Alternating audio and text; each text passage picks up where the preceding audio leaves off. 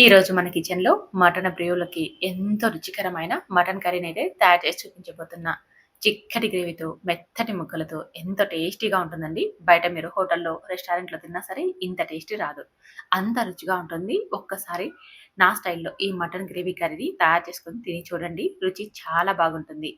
దీనికోసం స్టవ్ మీద ఒక ప్రెషర్ కుక్కర్ పెట్టుకొని అందులోకి ఒక స్పూన్ నూనెని తీసుకోండి. తర్వాత ఇందులోకి ఒక బిర్యానీ ఆకుని, ఒక దాల్చిన చెక్కని తీసుకొని కొద్దిగా క్రిస్పీగా అయ్యేంత వరకు వేయించండి. తర్వాత ఇందులోకి ముందుగానే శుభ్రపరిచి పెట్టుకున్న 2 కిలోల మటన్‌ని తీసుకోండి.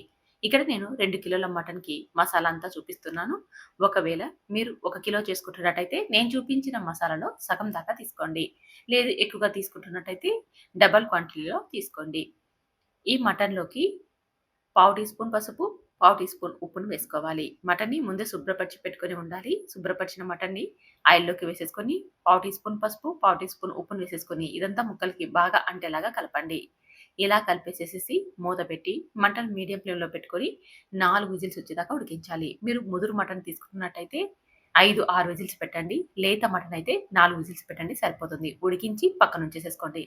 ఇప్పుడు స్టవ్ మీద కాస్త మందపాటి కడాయిని పెట్టుకొని అందులోకి మరొక 2 స్పూన్ల దాకా నూనెను వేసేసుకొని, కట్ చేసుకున్న 2 ఉల్లిపాయలు వేసేసి గోల్డెన్ కలర్ వచ్చేదాకా వేయించుకోవాలి.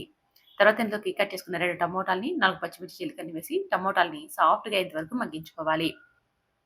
టమోటా ముక్కలు కాస్త సాఫ్ట్‌గా అయిపోయాక ఇప్పుడు ఇందులోకి నేనైతే ఇక్కడ 3 స్పూన్ల దాకా చిల్లీ పౌడర్‌ని వేస్తున్నాను. నేను 2 కిలోల మటన్ తీసుకున్నాను కాబట్టి 3 స్పూన్లు వేస్తున్నాను. అలాగే 2 స్పూన్ల ధనియాల పొడిని కూడా వేస్తున్నాను. తర్వాత ఇందులోకి మరొక పావు టీ స్పూన్ పసుపును వేసేసుకొని ఈ మసాలానంతా లో ఫ్లేమ్‌లో బాగా వేయించుకోవాలి. ఇక్కడ నేను కిలోకి 1.5 చొప్పున స్పైసీని యాడ్ చేశాను. ఒకవేళ మీరు స్పైసీ తక్కువ తినేటట్టుగా ఉంటే మరి కాస్త తగ్గించి వేసేసుకోవచ్చు.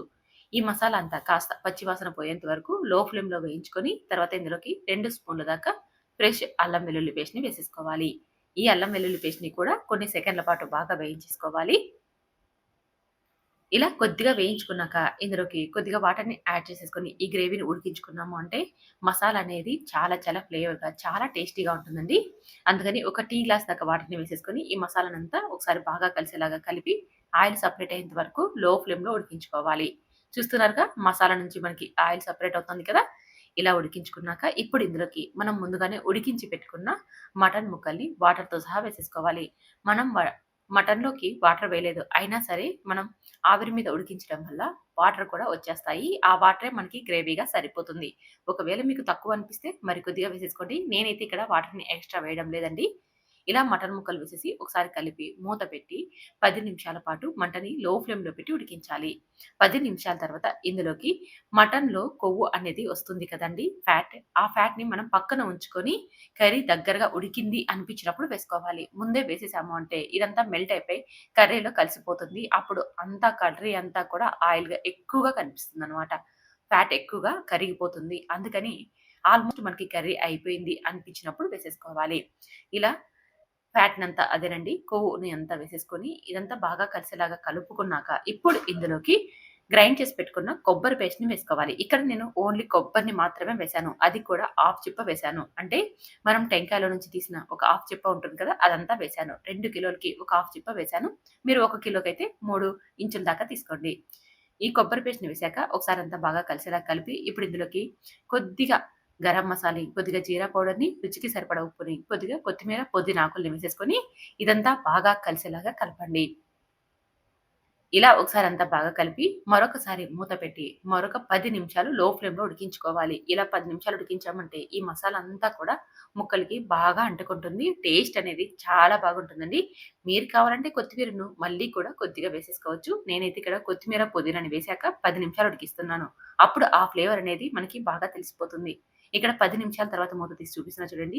చిక్కటి గ్రేవీతో ఎంత బాగా ఉందో. ముక్కలు కూడా మనకి సాఫ్ట్‌గా ఉడికిపోతాయి. మనం ఆల్రెడీ 4 విజిల్స్ పెట్టేసేసాము. ఇప్పుడు మళ్ళీ ఒక 10-20 నిమిషాల పాటు మంటని లో ఫ్లేమ్‌లోకి, మీడియం ఫ్లేమ్‌లోకి అడ్జస్ట్ చేసుకుంటూ ఉడికించాం కదా! చూడండి ఎంత బాగా ఉందో. ఇక్కడ మటన్ కర్రీ అనేది నేను చెప్పిన విధానంలోనే ఉడికించండి. కాకపోతే మీరు తీసుకున్న మటన్ బట్టి మీరు ముదురు మటన్ తీసుకున్నట్టయితే కాస్త ఎక్కువ సేపు ఉడికించుకోవాల్సి ఉంటుంది. అది గుర్తుపెట్టుకోండి. ముక్కలు మెత్తబడ్డాయో లేదో చెక్ చేసేసుకొని ఉడికించుకున్నామంటే చిక్కటి గ్రేవీతో చాలా చాలా రుచిగా ఉంటుందండి. మరింకెందుకు ఆలస్యం ట్రై చేసి, టేస్ట్ చేసి ఎలా వచ్చిందో కామెంట్ చేయండి. నచ్చితే లైక్ చేసి ఛానెల్‌ని సబ్స్క్రైబ్ చేసుకోండి.